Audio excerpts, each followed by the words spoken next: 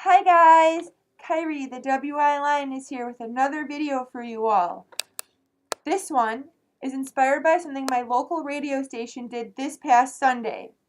If you happen to be watching this video on Wednesday, September 12th, this week is National Suicide Prevention Week. This is me wanting to raise awareness and change the negative or unknowns of mental health, illness, suicidal thoughts, and suicidal attempts themselves, as well as those who face this on a daily basis. I've been wanting to tell my story for a while now, since May actually.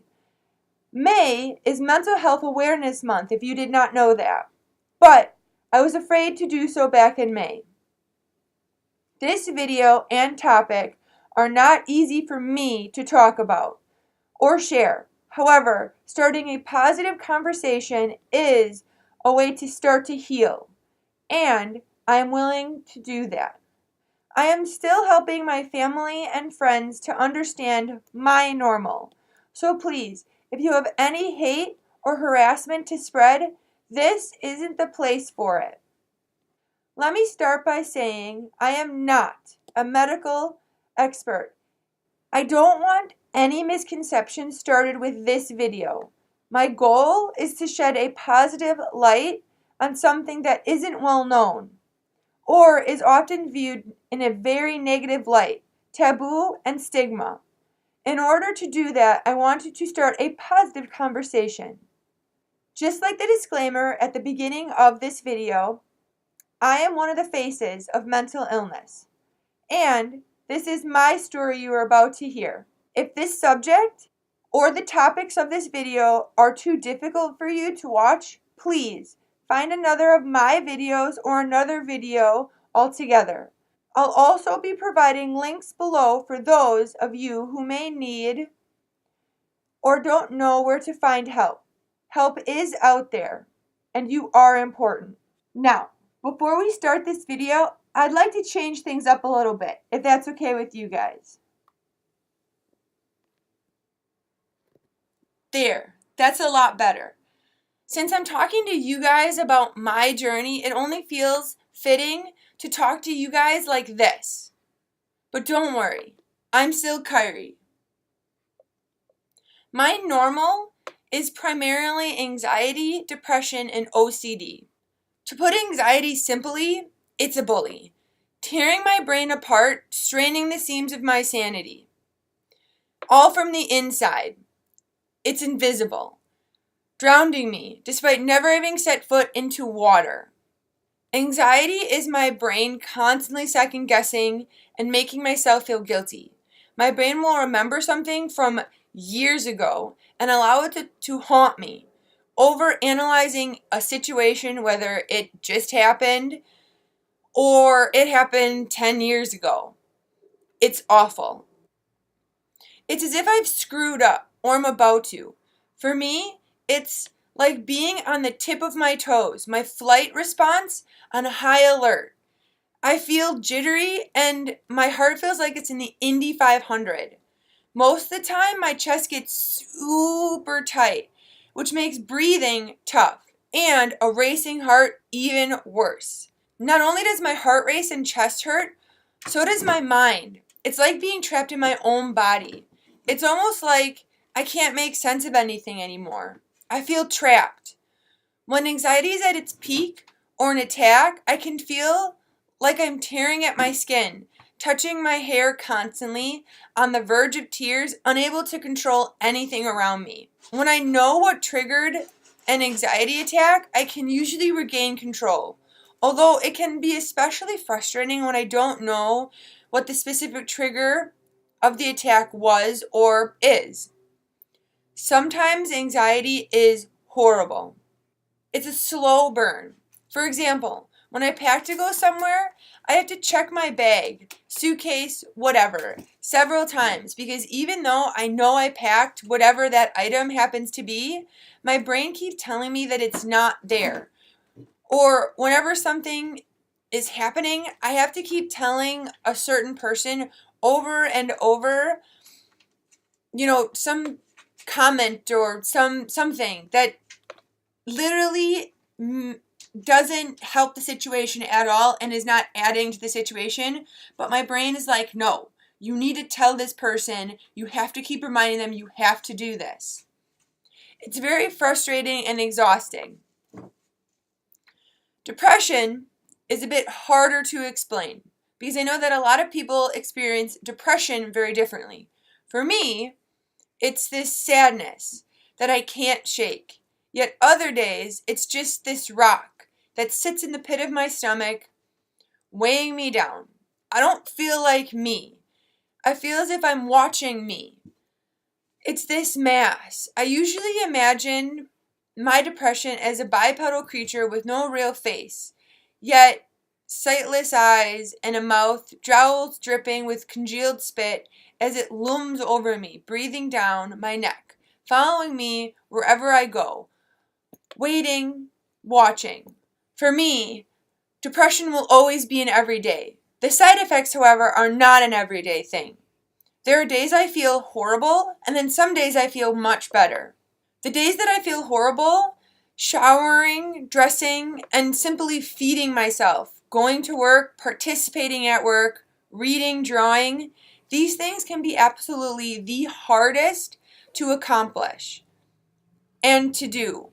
And sometimes it's days, weeks, and sometimes it's days, even weeks before I can find the strength to overpower that feeling and be creative again.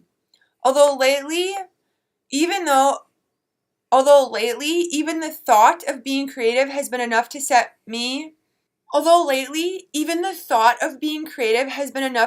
this beast loose. I find myself questioning a lot why I am still here, if I truthfully belong here, if I am just a burden to my family and friends. And while I feel sad and alone nearly all the time, depression doesn't just go away. I understand now why so many people don't get or comprehend what depression is. To them, sadness is just that. So when someone asks why I can't just be happy, they aren't asking to annoy me, but because they generally don't realize that that's not it. At the end of the day, depression is more than just feeling sad. And it's very hard to explain what living day to day like this is like. But knowing that it's so much more than just sadness. OCD isn't always physical. For me, it's mental. An obsession over things, people, conversations, whatever. It's my brain constantly recycling thought after thought after thought. It's not understanding when enough is enough. That's why I go overboard and can't stop obsessing over what I think is a need, when in reality it's just a made up one. Whenever I'm working on a new suit or project, it takes over every single corner of my brain, making it the only thing that I think about, as well as finishing that project and feeling it as if it should already be done. It's me agonizing over each and every detail. Most won't even see or care about. Why else would somebody have 20 badges solely of their character? And yes, I made every one, because for some reason my brain told me that I needed every single one of those badges. But realistically, you guys at a con will only ever see probably 4 of them, because I only wear 4 of them because they're my favorite 4 on recycle to every con, any convention, any get together that I go to. Yes, if you are asking, I am more than familiar with self-harm and its many forms that it takes. Yes, I have injured myself, whether picking holes and sores into my skin, mainly my ears and my hairline, as well as self-harm. I've also ruined clothing by picking at the stitches and seams. Recently, I also discovered that shopping is another way of self-harm. It's the thought of shopping and spending money. Recently, I also discovered shopping is another way to self-harm. It's the thought of shopping and spending money. Although I love my Pops, Skylanders, and Legos, many of these purchases were made to fill a hole. And I regret buying whatever it is, usually very quickly after I buy it. Not everything, but a lot of the stuff. My Skylander collection, a lot of them I've never actually played before, and most of them are actually still sitting in their boxes. And the ones that aren't are actually in a tub in my room. I haven't actually touched that game in probably about a year. This is also why my collection is out of control, especially when it comes to my Pops. Recently, I've been toying, haha, get it, with parting with a few of my Pops, enabling me to regain control over a collection I feel that, at times, controls me. Because some of the Pops that I own were, again, to fill a hole or a void that, at the time, I saw that Pop and I wasn't 100% set on buying it, but I was like, you know what, I need it because I'm feeling awful, and this Pop is going to make me feel better. And it didn't, and it still doesn't. For those questioning, yes, I have contemplated taking my own life, especially when my depression has me at my weakest. Lately, it's been a real struggle. Due to what? I love having been threatened and the mere idea of being creative setting me on edge. To date, I have only given in to this once, and I failed. I do and will more than likely deal with suicidal thoughts my entire life. Although a part of my life, it doesn't have to be my life or consume it. I am working very hard and going to bat every day against these thoughts and lies my own brain constantly tells me from the moment I wake up. I know that my strength lies within how I handle my normal. For me, it means living with my parents, while attending college classes, having my support system right here. Because as much as I want to and would love to live by myself, I know that where I am currently mentally, that isn't possible. There are also situations that can make days harder for me, such as if I'm overly tired, my medicine hasn't kicked in or isn't working as effectively. Certain circumstances, large groups or outings, unsure of myself and who I am, finding it hard to be honest with others and myself in that I am a genderqueer, androgynous individual and how my body looks, and also how it affects me, as well as what I do and don't eat.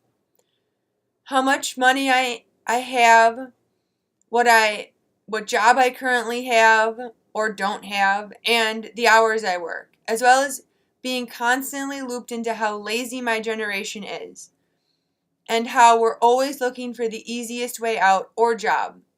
I work very hard, and I'm still working, and I'm damn proud of the small accomplishments I have made to date. And I will not quit until I find what makes me happy and that job that makes me happy and proud. However, this isn't always the case. Sometimes even social media can be a very high stressor, and knowing when to tune out and turn off and shut down is key. This is something that I have been learning as of late. Social media has never been something that I've been a big fan of, being a very private individual. But, to connect with people, I do know that social media is a tool, especially for hunting for jobs and, meeting people that are in the field that I want to be in. So I do know that to a point, I do need to have social media. Maybe not as many of the sites that I have, but I do know that social media is key. However, what I just mentioned, I am learning. And unfortunately, I've had to learn it the hard way. These days, social media can be a cesspool for negativity to spread very quickly and rapidly.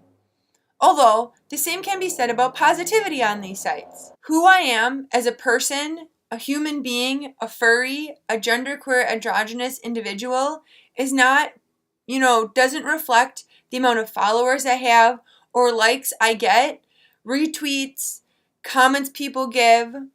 And I do have to remind myself constantly of this, that I am more than that number I see on any one of my profiles.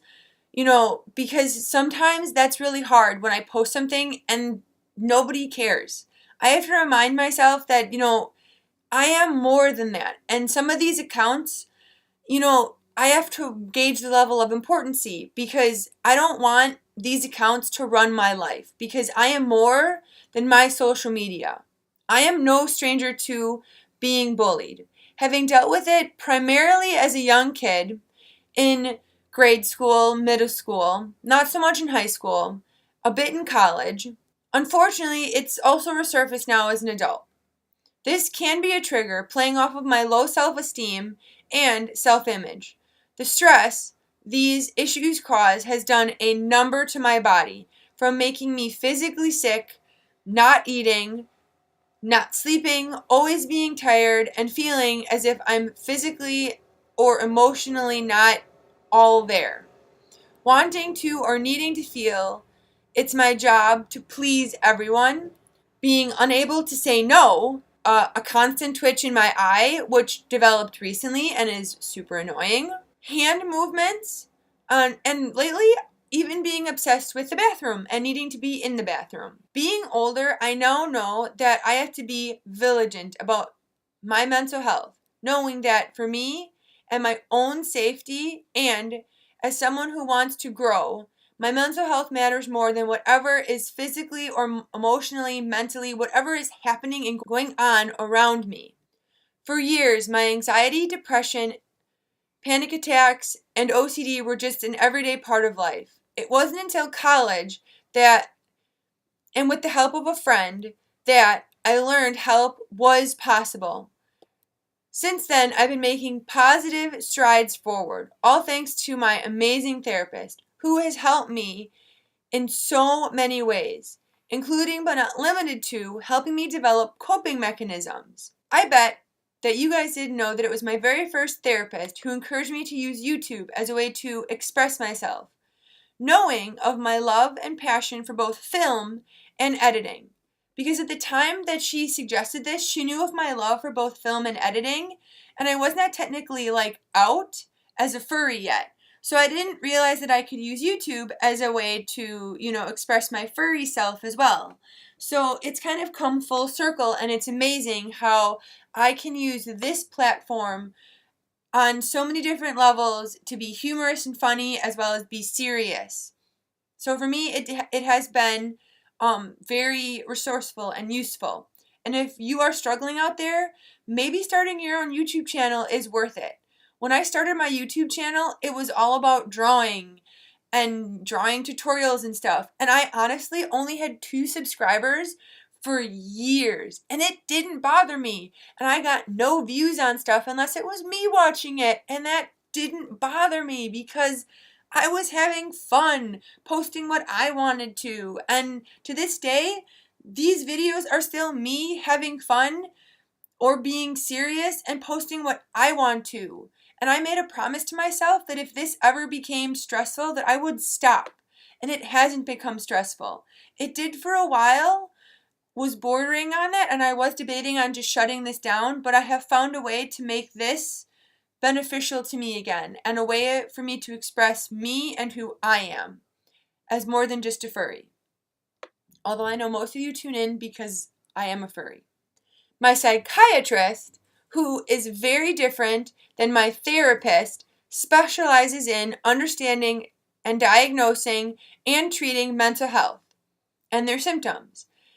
They too have greatly helped me by enabling me to learn and understand what I deal with, and has also helped me find a better and more stable ground to stand on by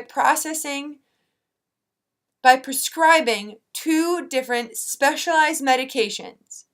Now, just because I am on medication does not mean it is the answer. Remember, although this is my journey you are listening to, everyone's journey is very, very different, and there are many different treatment options available. To learn more, I encourage you to ask your doctor for more information and the best individualized answer tailored specifically for you and what you are going through. Also, know that the choice to reach out for help isn't always easy, and there are a lot of things weighing upon making such a choice, as I have. First being the ability to find a therapist. For me, it took months to find the right therapist. I've had a few. I've been through about 4 different therapists and finally found somebody whom I feel comfortable opening up to. Cost can also be an issue. While I am lucky my insurance covers majority of the office visits and my prescriptions, some don't. So again, please do your homework. But I do encourage you to seek help from a professional if you need it, because there are times when talking to friends and family just doesn't cut it. Whatever you do, please do not feel bad. When I first began my search, I too felt awful and felt like a burden to my family and friends. But remember what I said? It was a friend who helped me find the help that I needed. And if it wasn't for that friend, I still too would be struggling. I too have felt awful and know that while you may be hurting, there is a light. Many college campuses offer mental health services, and your tuition usually covers the cost, enabling you to see these professionals for free. Joking and jokes about mental illness is ugly and awful and will never be funny. But I do understand where it's coming from because a furry was the one who tweeted it. And furries also have a stigma and a taboo attached to them. Nevertheless, I don't feel that gives anyone the right to joke about something as serious as mental illness. I am a furry who deals daily with struggles most can't begin to understand or imagine, and I find this offensive, especially coming from my own fandom. My struggle is not and never was meant to be your entertainment or punchline, furry or not. For me, this fandom has made such a positive impact, and not just from a mental health standpoint, but from a creative one as well. It's given me an outlet and ability to develop new reasons to be creative. I've accomplished so much, and while many of the items are personal, it's a start. And to those who have commissioned me, I thank all of you. You've helped me more than you even know. And I look forward to the future within this fandom, whether people continue to commission me or what I do is solely for me. Did you know that as much as I love and enjoy this fandom, suiting and attending cons is actually a very high stressor for me? This fandom means so much, and so I've never let my anxiety stop me thus far. Thankfully, I have the most amazing and positive support team in my family, friends, and 2 cats. Tayer, who is 2, and yes, his name comes from Albino Topaz's character of the same name. Tayer enjoys when I am filming and can be found throughout many of my videos. Although he is missing a limb, every single day he shows me that no matter what we are dealing with, whether it be physical or mental, even emotional, we can be successful and succeed and become better versions of ourselves. The newest member of my family, Radio, whom you've also seen in my videos, mainly playing with my sweatshirt strings because he is still a baby, has shown me that care, compassion, and love are unconditional, no matter what we look like. And sometimes it's okay to laugh at ourselves, even if it's through tears. It's who we are, not what we look like, are dealing with, came from, or are suffering from. Like with Tayer before him, Radio also gets his name from the furry fandom. The Dutch angel dragon, to be exact.